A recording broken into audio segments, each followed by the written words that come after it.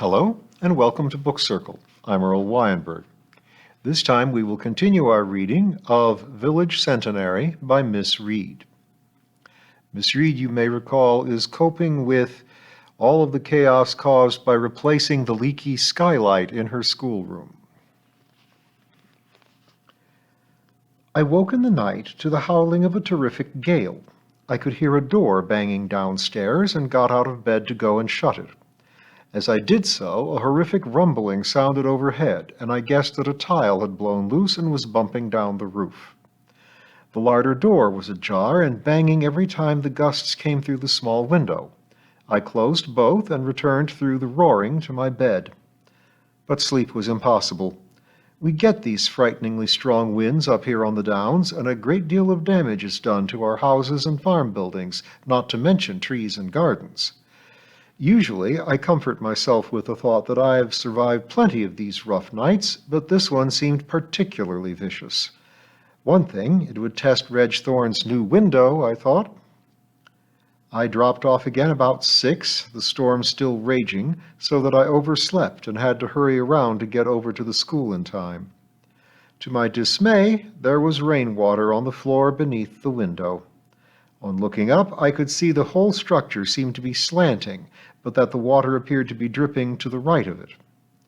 I went outside and bumped into Mr. Willett and pointed out the damage. He surveyed it in silence for a full minute. "It's the roof timbers, I reckon, not so much the window. It's no good patching old with new and expect 'em both to thrive. Best get old Reg again, I suppose." He came inside with me and surveyed the puddle. Drips from above enlarged it steadily. "Quite like old times, ain't it?" said Mr. Willett with evident satisfaction. I rang Reg and left a message with his wife, as he was out, of course. Mrs. Pringle was mopping up when I returned. She was wearing a new cretonne overall and an expression of extreme martyrdom. "This is something I could have done without," she said sourly. "My leg's proper blazing this morning. I didn't hardly know how to get up the street." "I'll get one of the children to do it," I said. Mrs. Pringle wrung out the floorcloth and shuffled to her feet. "Too late. It's done now. And I hope you'll tell Reg Thorne what you think of him when he deigns to turn up." I told her that I had telephoned. "Well, I shall have a word with him, whatever you decide to do. Shoddy workmanship, that's what it is." "What a very pretty overall," I replied, trying to pour oil on troubled waters. The old harridan looked slightly less gloomy. "Minnie left it to me when she left. That's one blessing, I must say, to have the house to myself at last. But for how long, I wonder? That girl's still hankering after that Bert, you know. It's as though she can't help herself. Nothing but a prawn of fate, if you take my meaning." I said that I thought I did. "Well, Ern's come round and seems to be working regular, if work you can call it, leaning on a spade up Springborn Manor and having cups of tea at all hours in the greenhouse. He don't know yet about Bert, and I've threatened to tell him, or to try and get our Min to come to her senses. Sometimes I wonder if she's right in the head, Miss Reed. I do straight." I agreed warmly. Mrs. Pringle picked up her pail and limped to the lobby. Later, Miss Briggs and I surveyed the damaged window more closely as we awaited the arrival of Reg Thorne. "It seems such a shame after all that hard work," said my assistant. "It does. By the way, did you know that the dark young man's name was Richards?" "Yes. Reg Thorne tells me his father has had a stroke, poor fellow." "I know. I wonder if that means Wayne will have to leave Reg Thorne. He seems to think so. It is bad luck."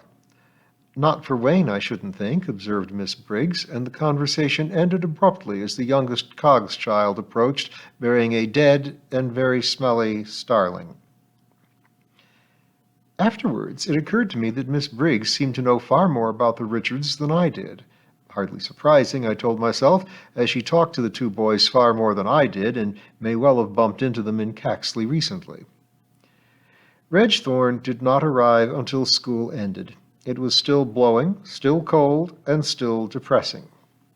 I went indoors for my tea, leaving him to discover the worst. 20 minutes later, having thawed out, I repented and took him out a mug of tea, but he had gone. Rehearsals continued. and I was glad to see that the children seemed much less self-conscious as they began to be familiar with their lines and their movements about the stage, or rather the schoolroom floor. The costumes were practically finished, thanks largely, I knew, to Mrs. Moffat's generosity with her time and skill. Nothing second-rate ever came from that lady's needle, and I was confident that our cast would be beautifully dressed. We ran through the whole program to time it one afternoon, and were pleasantly surprised to find that the whole thing took about an hour and a quarter. As we were following this with our tea party, we should have 2 full and happy afternoons, the first for the infants' parents and friends, and then a repeat for the next day for the juniors, and the rest of those wanting to come. The vicar called in one day to give me the good news that the managers were providing our birthday cake, and that Mrs. Willett had offered to bake it, or rather 2 of them, one for each afternoon. "It's very generous of them," I said, "and if Mrs. Willett's in charge of the cooking, we know everything will be absolutely superb."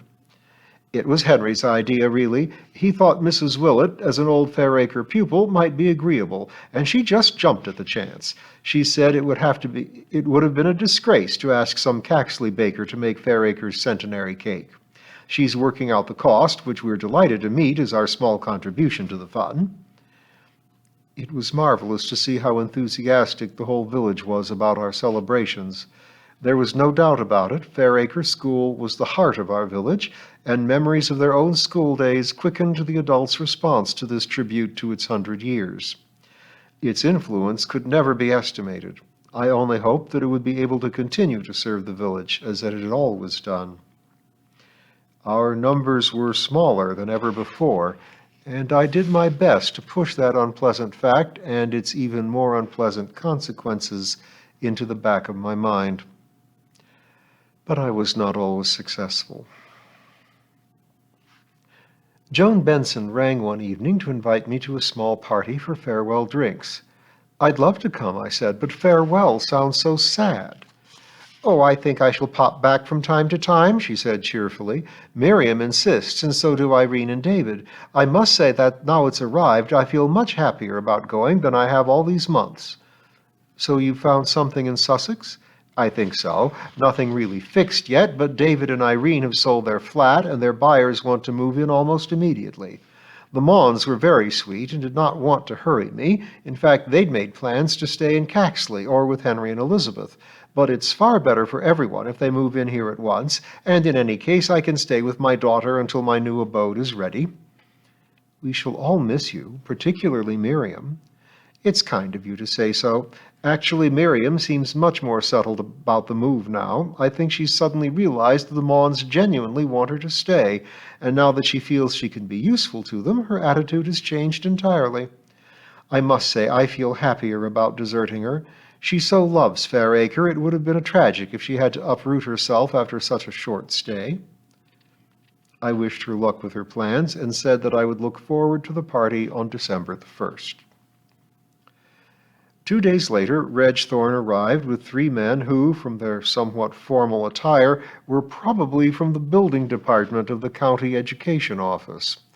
They all gazed at the poor dormer window, still hopelessly askew, and a good deal of head-shaking went on, and grave looks were exchanged. From my strategic outpost by the classroom window, it seemed that Reg Thorne grew increasingly unhappy during the conference, but of course I could not hear what was being said. After about half an hour, when we had settled down to arithmetic, one of the 3 strangers knocked at the door and asked if he could have a word with me. Reg Thorne and the other 2 men seemed to have disappeared. "I'm afraid this is going to be a bigger job than we thought," he said. "Mr. Thorne will be dismantling the present structure immediately, as it is not too safe." I must have looked alarmed, for he went on hastily, "Nothing too daunting. You and the children will be quite all right, but for the time being we propose to put a large piece of perspex over the aperture to keep out the weather while we investigate the roof timbers again." "Trust our Mr. Willett to have been right from the word go," was my private comment, but naturally I kept mum. "And when will Reg Thorne start the dismantling?" I asked. "This afternoon," replied the man. He sounded rather grim, I thought. "And the sooner the better," he added. I was in entire agreement. Mrs. Willett called in during the evening to return a cookery book which I'd lent her some time ago, and I took the opportunity of saying how pleased we all were to hear that she was making the birthday cake. Cakes, she corrected me. It wouldn't be seemly to have half a cake at the second tea party. It's just as simple to make two nice cakes as one. She hesitated for a moment. Which brings me to the candles, she continued. How do you mean? Well, I reckon we ought to have 100 candles, those teeny-weeny little cake ones, you know, and now I'll need 200 for the two cakes. It seemed what her husband would call more to candles to me, but I suppose she knew best. I've got it all planned out, you see. I'm doing two big square cakes because it's easier to cut them fairly that way. And if I put 10 candles in a row and have 10 rows, it will work out lovely. I expressed genuine admiration. Oh, it's nothing, said Mrs. Willett modestly. I've been baking big cakes in Fairacre for all my married life. W.I. do's and Sunday school treats and that, but I want these two cakes to be the best I've ever done, a sort of thank you to the school. Anyway, I enjoy a good baking day. I bet Mr. Willett does, too, I said. Oh, he's a splendid eater, said his wife enthusiastically. Always was. We always said the Willett boys had enough in their dinner basket to feed the whole school. I remembered Mr. Willett's remark about his recently dead brother who had carried the rush basket to school and the largesse from Grandma which topped up the original victuals. I remember Miss Clare saying once that as long as a person could eat, then there couldn't be much wrong with them. She used to give us lessons about hygiene as we got to the top of the school, very useful, too, in later life. Sometimes I used to think poor Mr. Hope might not have taken to drink if he had had a better appetite. Hardly ate anything, you know. Mrs. Pope used to worry about it. But there, he was a poet, poor soul, as no doubt you know, Miss Reed, and poets don't seem to need food, do they? I thought of Timothy Ferdinand wolfing down Amy's delicious provender at her dinner party and asking for the veal patties to take home. Some don't, I imagine, Mrs. Willett, I said diplomatically, but there are undoubtedly some poets who do. Maybe, but what I was going to ask you, Miss Reed, was could you possibly buy the candles for me when you go to Caxley on Saturday? I'd like to have them in good time, and I've no plans to go into town just yet. I said I would be very pleased to do so. And will you get a receipt? She begged. The managers want to pay every penny and have told me to make a note of everything. I promised that I would do so, and she departed looking relieved. The job of dismantling the offending dormer window went along at a spanking pace. I thought ruefully that it was obviously much quicker to demolish than to build, remembering the months we had endured noise and the ingress of the weather. To my surprise, Wayne Richards reappeared as well as his former companion. I asked after his father. Getting on fine, that's why I'm here for the rest of the week. Reg is in a bit of taking over this business, and Dad said it would be best to help him out, as the job's got to be done quickly. I did not like to ask about his own plans for the future, but he volunteered the information. I'm starting in with Dad on a business footing at the beginning of December. Suits us both very well, and there's plenty of work about. He's not one to get in a panic about his health, but I think this last attack rocked him, and he won't do as much as he always has done. About time he eased off a bit. And I'll be glad to take over more of the work. There's only me to carry it on, so I'd better learn the ropes pretty quickly. He gave me a flashing smile through the black beard and mounted the ladder again. Amy arrived one afternoon in the same week just as the children were going home. She had asked me to look through the article about the sick room and to give her my opinion on it. The two young men were up on the roof manhandling the large piece of perspex into place. "Shan't see you tomorrow," shouted Wayne. "We'll have this fixed tonight in case we get some rain." "Well, thanks for all you've done," I called back. Amy and I walked across the playground to my house, where Tibby, ravenous as ever, gave us rapturous welcome. "What's his name?" inquired Amy, slipping off her coat. "Who?" "The bearded fellow, Miss Briggs' young man." "Miss Briggs' young man?" I echoed. "That's Reg Thorne's young man. He's called Wayne Richards. His father's a builder, too." "He's also Miss Briggs' young man," said Amy patiently. "At least, he's the one she was with way back in the summer, the one I told you about." You didn't tell me it was Wayne, I said accusingly. I didn't know it was Wayne until 2 seconds ago, said Amy reasonably. But that's certainly the same fellow. I couldn't forget a beard of that magnitude. Well, I'm blowed, I said, turning this over in my mind. I had no idea it was going on, but it explains quite a lot. How do you mean? Well, the improved temper and the willingness to stay after school, at least until the boy finishes work. I wonder I didn't twig before, with all this happening before my very eyes, as they say. Why should you? They weren't likely to be particularly demonstrative before you and all those knowing pupils. As two sensible young people, they hope to keep their affairs to themselves as far as you can in a village. Well, I must say I'm delighted with the news. He's a good fellow and going to have a steady job with his father. I would have thought he could have done much better than our Miss Briggs, though. No doubt she has hidden charms, said Amy. Obviously. I continued to think about this interesting disclosure. One thing, I told Amy, she'll probably stay here teaching. It will be nice to know I shan't have to start advertising for another infants teacher yet. Aren't you rushing ahead a trifle? Inquired Amy. Give the poor things time to sort out their romance. Who started all this anyway? I retorted. Chapter 12. December. Our temporary skylight was a great success. For one thing, it was considerably wider than the original one, as the aperture had been made larger to take the ill-fated dormer window, and so allowed much more light to come through. As it lay snug and flat against the roof, there was no dreadful drumming noise, and from outside, I must say, the line of the roof looked better to my eyes than the somewhat clumsy dormer window. I was beginning to wonder if the powers that be would finally decide to replace the old skylight with another of more up-to-date construction. The men who had come with Reg Thorne to inspect the damage after the gale came again after school one day and spent a long session inside and outside the old building. Their decision was conveyed to me later by a letter from the office telling me that the work on the roof timbers would be put in hand as soon as the school broke up. The new window would be finished before the children returned in January, and they were sorry for the inconvenience. They added, rather decently I thought, that unusually severe weather had jeopardized Mr. Thorne's work and that further consultations would be needed to settle the design of the new lights under the circumstances. Mark my words, said Mr. Willett when I mentioned this to him, Reg Thorne will be putting in another skylight. And a darn good thing, too. That dormer was wrong from the start for our old roof.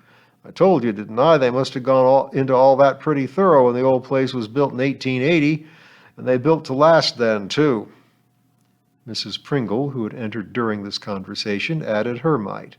One thing, it should make Reg Thorne get a move on for once. I take it he won't get paid till the job's done, and he must have lost a packet already. It's an ill wind that blows nobody any good.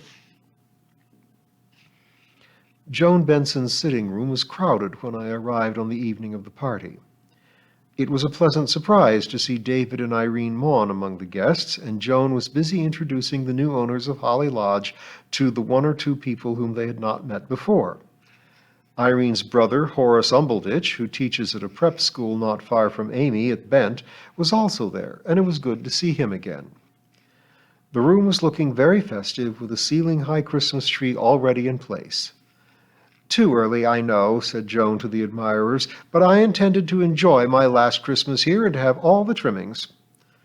I found myself by Henry Maughan and asked when his nephew hoped to move in.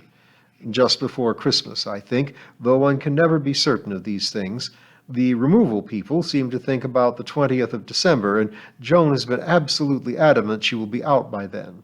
They're full of admiration for the way she's coping. She's definitely having the house she went to see a week or so ago, and luckily those people are off on the 12th. Can she be sure? He's in the Army and being posted to the Mideast. It's one thing about the services. Once you've got your marching orders, you know where you are. A great relief all round. David's buyers fiddled about until he and Irene were nearly demented, but now that's satisfactorily tied up. Miss Miriam Quinn approached, and Henry drifted away to talk to the vicar. I asked her if she were going away for Christmas. Yes, I'm off to Norfolk, to my brother's. I thought it would be more fun for David and Irene to have their first Christmas here on their own. Of course, young Simon will be here, and I believe Henry and Elizabeth have been invited to Christmas dinner. Quite a family affair, and I shall enjoy being with my own folk, too, of course. What are you going to do?" I told her that I had in mind to invite Dolly Clare to spend Christmas and Boxing Day with me. She would be with me overnight for the Centenary celebrations earlier in the month, but if she were willing to come later as well, it would be an added joy. "Do you know, I've never met her and would love to." "Then we'll fix up a meeting in the new year," I promised. "But we're being called to order." Sure enough, the vicar called for silence and made a graceful little speech, wishing Joan well and welcoming the young Mauns. We raised our glasses and drank their healths. I thought yet again how lucky we are in Fairacre to have so many good people united in friendship within our parish bounds. And we will plow on through December next time.